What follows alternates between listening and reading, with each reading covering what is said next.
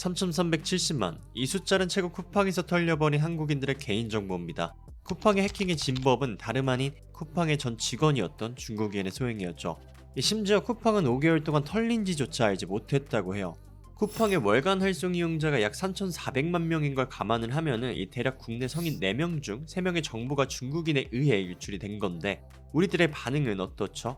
당연하다는 듯 내 정보는 이제 공공재지와 같은 반응이에요. 이제 그렇게 심각하게 와닿는가에 대해서 논해보자면 아닌 쪽에 가깝다고 할 수 있죠.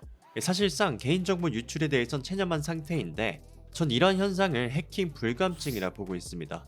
근데요, 이게 굉장히 무서운 현상이라는 거예요. 이번 SKT 해킹 사건도 중국 해커들일 수 있다라는 추측까지 나올 정도고, 국정원에 따르면 대부분 한국의 해킹은 80% 이상이 중국과 북한에 이뤄진다고 할 정도입니다. IT 강국이라고 불리는 한국인데 대체 왜 중국 해커들의 먹잇감이 됐을까요? 그리고 우리는 왜 개인정보 유출로 인한 경제적 피해는 생각하지 않는 단계까지 왔을까요? 일단 중국이 왜 한국을 상대로 그렇게 해킹을 하는 것인 거냐, 이것부터가 문제잖아요. 보안 컨설팅 업체인 티오리에선 한국은 IT 인프라에 비해 사이버 문화의 질이 굉장히 낮다고 해요. 즉 다시 말해서 한국의 대부분 기업은 보안이란 거에 대해서 비용으로 치부하고 뒷전으로 미루는 경향이 많다라는 거죠. 실제 예로는 이 KT 기지국 비번이 0이 4개였던 사건이 있었죠. 이렇듯 일단 사이버 문화, 여기에서 보안이란 측면에 대한 부분을 정말 안일하게 생각하고 있다는 건데, 미국을 한번 살펴볼까요? 이 미국 같은 경우는 우리나라처럼 이러한 대형 유출 사고가 터지잖아요. 쏘리 최대한 수습해볼게, 이러다가는 회사 바로 망합니다. 일단 소송에 나라답게 집단 소송까지 걸리기도 하고 과징금이 어마어마하다고 해요. 즉 미국에선 보안은 기업의 생존과도 같은 문제란 거죠. 하지만 한국은 털려도 정부에서 강력한 제재가 마땅히 없잖아요. 처벌이 그렇게 강한 것도 아니고, 회사는 잘만 굴러가는데 이러한 이유 때문에서 한국이 중국의 사이버 노다지가 된 셈이란 거예요. 23년 국정감사에서만 봐도 하루 평균 국제 해킹 건만 156만 건, 이 중 대부분이 중국발 IP라고 할 정도로 이미 한국의 사이버 생태계는 중국한테 먹혔다고 볼 수 있습니다. 하지만 전문가들은 말합니다. 바로 우리가 똑같이 쓰는 아이디와 비번의 습관이 곧 해킹의 원인이며 이로 인한 1인 경제 피해는 어마어마하다고요. 글로벌 사이버 보안 회사인 스파이 클라우드에 따르자면 64% 이상의 사람들이 비밀번호를 재사용할 정도고, IBM 시큐리티 조사에 따르면요, 한국인 88%가 여러 계정에서 같은 암호를 사용했다라고 해요. 근데 우리도 알고 있잖아요, 이게 보안이 좋지 않다는 걸. 그치만 어떡해요? 사이트마다 매번 다르게 만들 수는 없지 않습니까? 그래서 우리가 고안해낸 게 뭐예요? 뒷자리만 약간씩 바꾸기. 근데 전문가들은 이것도 꽤나 위험하다고 지적하긴 하죠. 다시 돌아와서요, 이번 쿠팡 사건을 한번 볼까요? 결제 정보나 패스워드는 안 털렸다고는 하지만 만약 중국이 이걸 손에 넣는다? 줄줄이 소세지 마냥 개인 금융정보부터 해서 심지어는 공동현관 비밀번호까지 털릴 가능성이 있다라고 합니다.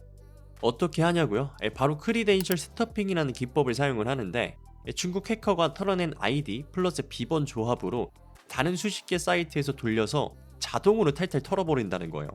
약 10년 전 KT 1200만 개인정보 유출건 때도 이와 같은 방법으로 약 1000만 달러가량 피해액이 났을 정도로 2차 3차 피해 우려가 발생할 수 있는 게 바로 똑같은 아이디, 비번을 등록하는 습관이라고 합니다. 근데 솔직히 털리면 뭐 어쩔 건데 싶잖아요. 내가 유명인도 아니고 그렇다고 영향력이 있는 1인도 아닌데 털어봤자 나올 게 하나 없다고 생각하시죠? 하지만 당신의 실제 경제 피해는 상당하다고 전문가들은 말합니다. SKT 유심 해킹 사건을 보자고요. 이번 해킹으로 SKT 가입자들의 IMSI, 그리고 IMEI, 그리고 가장 중요한 유심 인증키까지 유출됐습니다. 이게 뭔 뜻이냐면 내 휴대폰 심카드를 복제할 수 있게 됐다는 말이거든요. 그럼 어떤 일이 벌어질까요? 단순 내 핸드폰 투폰되는 거 아님? 이 수준이 아니에요.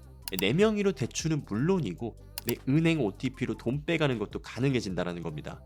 실제로 일부 금융사들은요, SKT 인증까지 중단했을 정도기도 했고요.